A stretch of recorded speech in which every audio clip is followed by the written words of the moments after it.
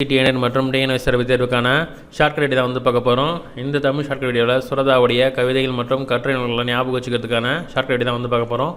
ஷார்ட்கட்டை பொறுத்த வரையும் general times ஒரு நோட்டில் எழுதி வீக்லி ட்வைஸ் வந்து ரிவைஸ் பண்ணுங்கள். அப்போ தான் எக்ஸாம்ஸில் ஞாபகமாக இருக்கும். ஸோ இந்த திருக்குறள் வந்து பார்க்க போகிறோம். வானுயர் தோற்றம் எவன் செய்யும் தன் நெஞ்ச தானறி குற்றப்படின் அப்படின்ற குறளின் 272 திருக்குறள் என்ன சொல்கிறாருன்னா, தன் மனதிற்கு குற்றம் என்று தெரிந்தும் கூட அதை செய்பவர் துறவு கோலம் பூண்டிருப்பதால் எந்த பயனும் இல்லை அப்படின்னு சொல்லிட்டு திருவள்ளுவர் சொல்கிறாரு. சுரதாவுடைய கவிதை நூல்கள் வந்து முதல்ல பார்க்கலாம். எப்போதும் இருப்பவர்கள், பட்டத்தரசி, உதட்டில் உதடு, தேன்மழை, வார்த்தை வாசல், சொன்னார்கள். இதெல்லாம் ஞாபகம் வச்சுக்கிறதுக்கான சென்டென்ஸ்னு பார்த்தீங்கன்னா, எப்போதும் பட்டத்தரசி, உதட்டில் தேன் போன்ற வார்த்தைகள் வரும் என்று சொன்னார்கள். இதில் எப்போதும் அப்படின்ற மூலமாக நம்ம எப்போதும் இருப்பவர்கள் ஞாபகம் வச்சுக்கலாம். பட்டத்தரசினும் போது பட்டத்தரசி ஞாபகம் வச்சுக்கலாம். உதட்டில் அப்படின்னும் போது உதட்டில் உதடு அப்படின்றத ஞாபகம் வச்சுக்கலாம். தேன் அப்படின்னும் போது தேன்மழை அப்படின்றத ஞாபகம் வச்சுக்கலாம்.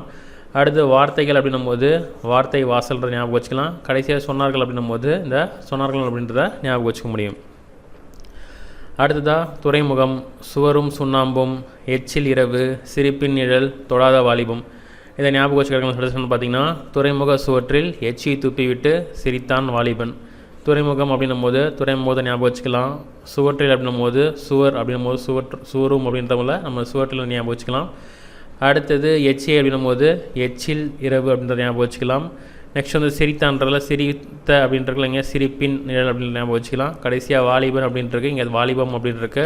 ஸோ அப்போ தொடாத வாலிபம் அப்படின்றத ஞாபகம் வச்சுக்க முடியும். சரிங்களா?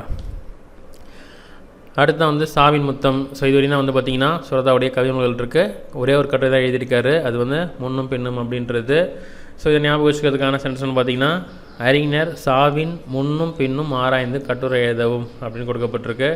ஸோ இதில் வந்து பார்த்திங்கன்னா சாவின் அப்படின்னும் போது சாவின் முத்தம் அப்படின்றத ஞாபகம் வச்சுக்கலாம். அடுத்து முன்னும் பின்னும் அப்படின்றது வேறு கட்டுரை முன்னும் பின்னும் அப்படின்றத ஞாபகம் வச்சுக்க முடியும்.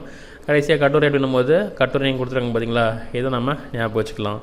ஸோ இப்போ இந்த வீடியோஸ் மூலமாக வந்து பார்த்திங்கன்னா நீங்கள் சுரதாவுடைய கவிதை மற்றும் கட்டுரையை வந்து ஈஸியாக ஞாபகம் வச்சுக்க முடியும். நம்ம ஸ்பார்க்கோட இதர படைப்புகள் think positive Tamil YouTube channel உங்களுக்கு தேவையான மோட்டிவேஷன் வரும் பார்த்து பண்ணிங்க.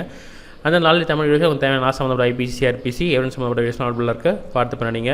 அந்த ஏசி இங்கிலீஷ் தமிழ் வீடியோஸ் சேனலில் ஸ்போக்கன் இங்கிலீஷ் வீடியோஸ், வெக்காபுலரிஸ் இதெல்லாம் நிறைய கொடுக்கப்பட்டிருக்கு.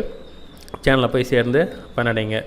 இந்த வீடியோ பார்த்தமைக்கு மிக்க நன்றி. நிறைய பிடிச்சி லைக் பண்ணுங்கள், ஷேர் பண்ணுங்கள், சப்ஸ்கிரைப் பண்ணுங்கள். மேலும் நம்முடைய டெலிகிராம், வாட்ஸ்அப் மற்றும் ஃபேஸ்புக் குரூப்பை ஜாயின் பண்ணி பயனடைங்க. இந்த வீடியோ பார்த்தமைக்கு மிக்க நன்றி.